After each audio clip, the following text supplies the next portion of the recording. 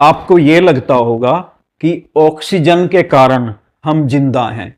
ये सांस चल रही है, दिल धड़क रहा है, हवा के आने जाने से, सांसों के चलने से हम जिंदा हैं। वहम है, वहम है। ऑक्सीजन एक पदार्थ ही तो है, गैस ही तो है, आती रहे अंदर बाहर। इससे आत्मा को क्या लेना देना? आत्मा तो वैसे भी जिंदा होती है, मरती तो आत्मा वैसे भी नहीं है। ये चेतन सत्ता, यही है परमात्मा। मैंने यहां महसूस कर लिया।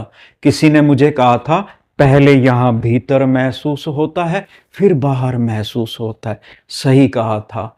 हम सोचते हैं हवा के आने से, दिल के धड़कने से, इस वजह से हम जिंदा हैं, इस मिट्टी के टुकड़े के कारण हम जिंदा हैं।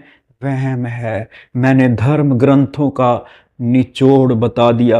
आपको गोल गोल घूमना है तो घूमते रहो। सच्चाई तो यही है, यही चेतन सत्ता है, यही है।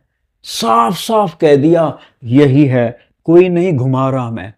अगर आप अपने हाथ को 1 घंटा ध्यान से देख लोगे ना, ध्यान से, आपको यही चीज कुछ और नजर आने लग जाएगी।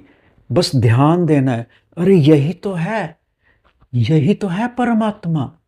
घूमना तो घूमते रहो, पढ़ते रहो किताबें। एक चीज और बता दूं, जब इंसान का आखिरी समय आता है ना, आखिरी टाइम, तब नजर आता है ये परमात्मा।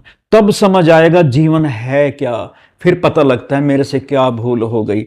यही था परमात्मा, यही था परमात्मा। मैंने नजरअंदाज कर दिया। अहंकार के नशे में, अकड़ के नशे में मैं अपने आप को कुछ समझता रहा। जो इंसान अपने आप को कुछ समझता है ना, मैं हूं, उसी को लगता है मैं शरीर के अंदर हूं, निकल जाऊंगा, क्योंकि वो कुछ है। वास्तविकता यह है कि ना तो वो कुछ है, ना मैं कुछ हूं। हम सब कुछ अस्तित्व में है ही नहीं। इसी सत्ता के कारण, इसी परम सत्ता की शक्ति से मुझे लगता है कि मैं हूं। अदरवाइज तो मैं कुछ नहीं हूं।